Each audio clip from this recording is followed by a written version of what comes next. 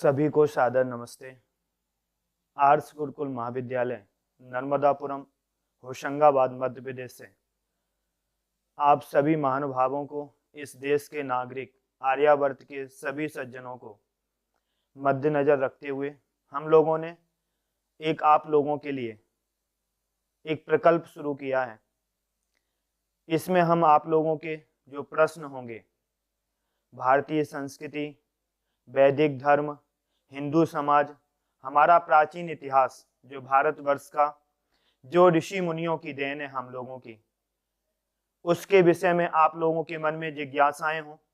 कई बार आपने देखा होगा, कई बार आप कथावाचक लोगों के कार्यक्रमों में जाते हैं तो वो कई बार आपके प्रश्नों के उत्तर नहीं देते। आप उनसे प्रश्न करेंगे, वो आपके सामने एक समस्या और खड़ी कर देते हैं कि जिससे आप और गुमराह हो जाते हैं। तो ये गुरुकुल ने ये आप लोगों के लिए प्रकल्प शुरू किया है कि आपकी जिज्ञासा और हम उसका समाधान करने का प्रयत्न करेंगे।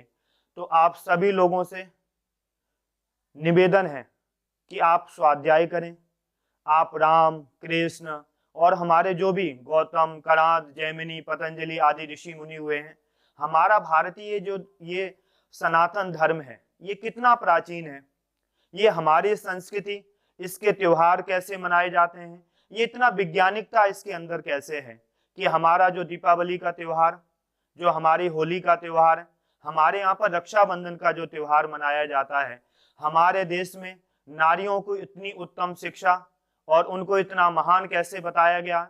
वेद हमारे कितने प्राचीन हैं और वेदों के अंदर कौन सी शिक्षाएं हैं। क्या वेद में किसी को मारने का, बलि प्रथा का, सती प्रथा का या अन्य ईश्वरवादों का जो वर्णन आप लोगों के जो समाज में आज देखने को मिलता है, क्या हमारे वेदों में है? और हमारे दर्शनों में, उपनिषदों में कैसी किस प्रकार की शिक्षाएं हैं और उसमें हम सब मनुष्य मात्र के लिए किन व्यवहारों को करने के लिए, कैसे जीवन जीने के लिए, आदि आदि आप जब उसको पढ़ें और आपके मन में उनके प्रश्न हो तो आप उन प्रश्नों को डिजिटल के माध्यम से, क्योंकि आज हम सब देखते हैं कि हम सबके पास में समय नहीं है। हम कई बार ऑफिस में बैठे होते हैं, हम विद्यालयों के कार्य कर रहे होते हैं, हम कभी सफर में होते हैं, कहीं हम यात्रा कर रहे होते हैं, तो हमारे मन में प्रश्न आता है कि हम इसका समाधान कहाँ से ढूंढ करके लाएं। तो आपके लिए ये एक प्लेटफॉर्म हम लोग तैयार कर रहे हैं।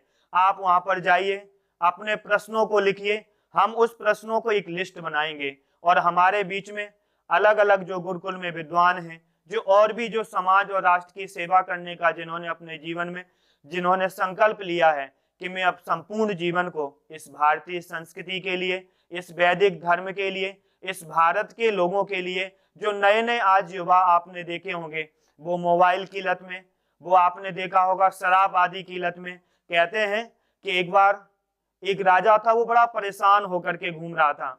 वो उसके मन में विचार आया कि थोड़ा सा विश्राम कर लिया जाए। वो एक पेड़ के नीचे बैठ जाता है। तो राजा वहां पर बैठता है तो वो सो जाता है। जब वो सो करके उठ करके देखता है तो उसके पूरे शरीर में बीट पड़ी हुई है। एक कौवा आया और उसने आकर के उसके ऊपर पूरी गंदगी कर करके चला गया। लेकिन जब राजा सो करके उठा तो उसके ऊपर एक हंस बैठा हुआ था। वहां पर राजा ने अपने तरकस से तीर निकाला और उस हंस को मार डाला। तो हंस ने राजा से कहा कि कई बार दूसरे बुरे व्यक्ति का किया हुआ कर्म भी सज्जन व्यक्ति को भोगना पड़ता है। तो हम ये चाहते हैं कि आपकी संतान, आपकी संतति उत्तम बने, तो उसके लिए जो उपदेश होंगे, जो आपके परिवार के प्रश्न होंगे, उनको हम बताने का प्रयत्न करेंगे। अभी हमने पूर्व के समय में देखा कि बेंगलोर के अंदर एक लड़की है, वो किसी मुसलमान के संसर्ग में आई और उसने अपने धर्म के बारे में उसने कहा कि नमाज पढ़ो, उसने कहा कि हमारी मस्जिद में चलो, और वो जाने लगी। जब उसके पिता ने कहा कि तुम वहां पर क्यों जाती हो, तो उसने कहा कि मैं 18 वर्ष की हो गई हूँ, आज तक तुमने हमारी संस्कृति से हमारा परिचय नहीं कराया। वो 1 महीने से मुझे मिला और उसने अपने धर्म के बारे में सब कुछ बताया।